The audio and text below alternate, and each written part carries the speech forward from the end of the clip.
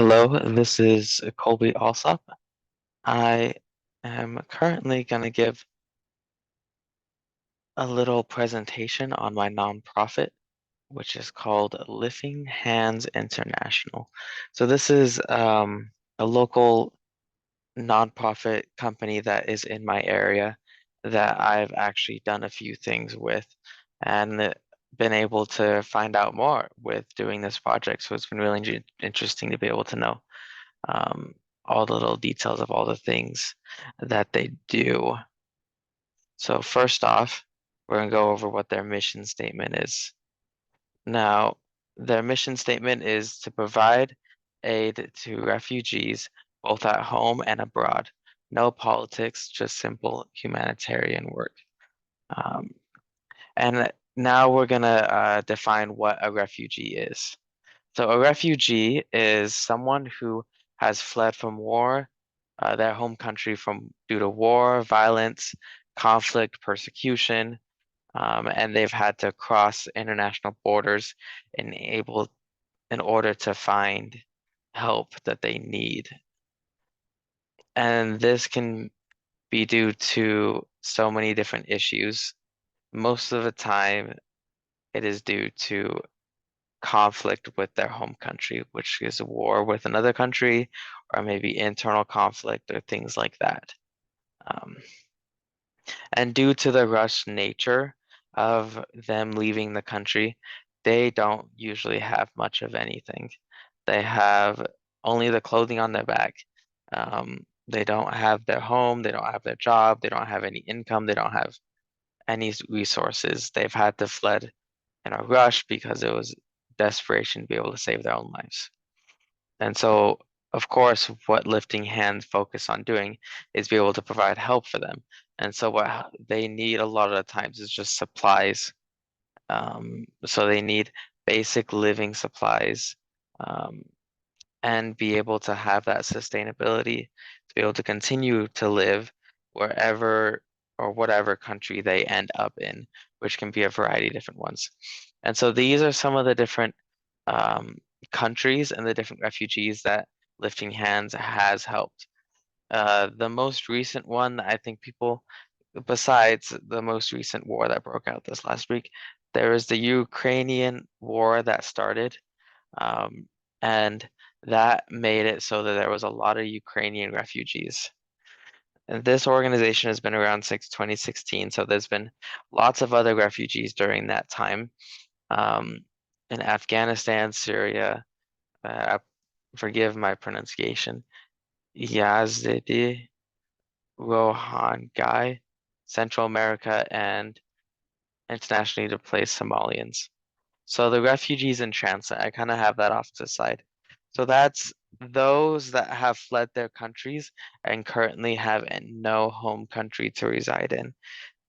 There's big hubs of these in Europe where there's these refugees that are just in transit trying to figure out where they can go, where they're able to go, because some countries don't even just allow them and they just kind of have to bunker in place wherever they're at. So they have helped with all these different types of people all around the world.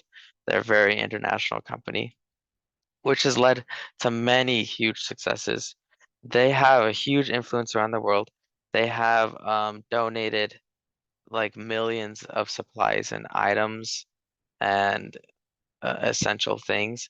They have programs at some of their locations where they're teaching some of the refugees how to do certain things like learn another language, basic math, basic study, education. And they've also donated some livestock to those so that they have renewable source of food like milk and cheeses and things like that. So they've donated some good resources. Now to get to some of the faults, some of the different things that I think they can be able to improve upon in order to become more impactful.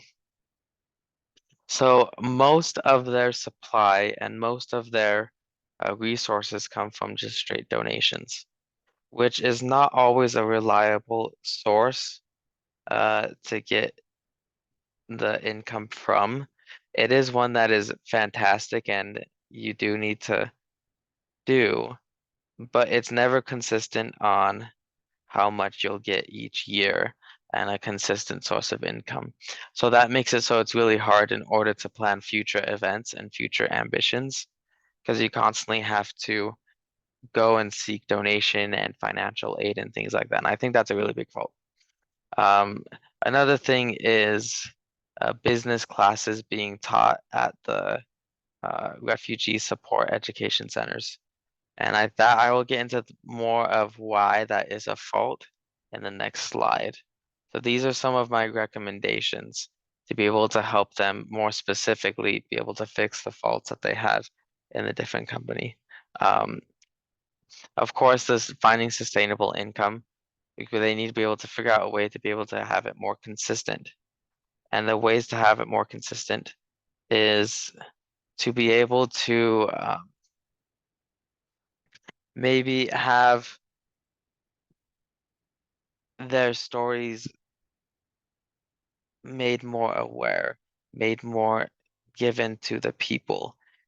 If you can be able to have the refugees provide something, sell something that they can sell to all different places around the world, then they can generate an income for the refugees to be able to make a profit or money, which then will be able to have a profit or reliable income for the lifting hands.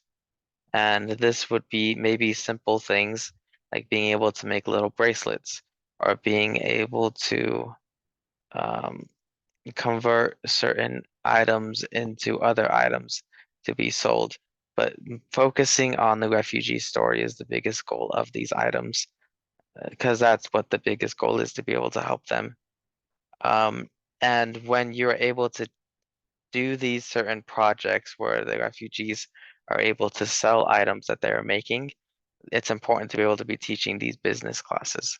So in northern Greece, there's a refugee center that um, teaches all these different places, all these different subjects. If they're able to teach business classes, then you can be able to understand how to be able to provide for themselves and be able to sell their own product and be able to make their own businesses type of thing. And this isn't something that not all refugees can do. That's why this last recommendation, I think, is one of the biggest and best ones, is to collaborate with foreign resources. And so there's a lot of these different countries that maybe don't allow refugees, that don't let refugees work in their countries or do certain things. There's a lot of limitations.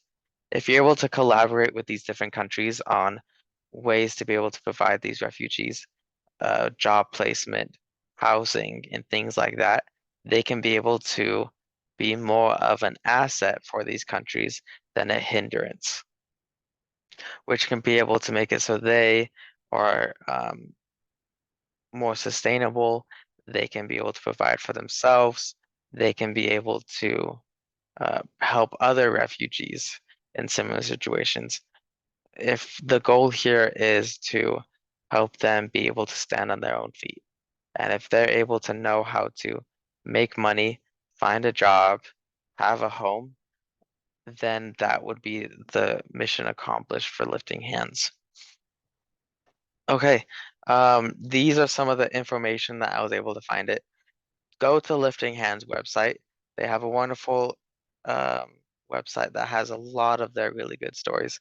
They do a lot of good work, and my recommendations are just building upon some of the wonderful organization that they already do have. I was able to find some analytics and just some simple definitions of refugees there. Um, and yeah, my name has been Colby Alsop, and I appreciate you listening to my message. Let me know if you have any questions in the comment. Yeah.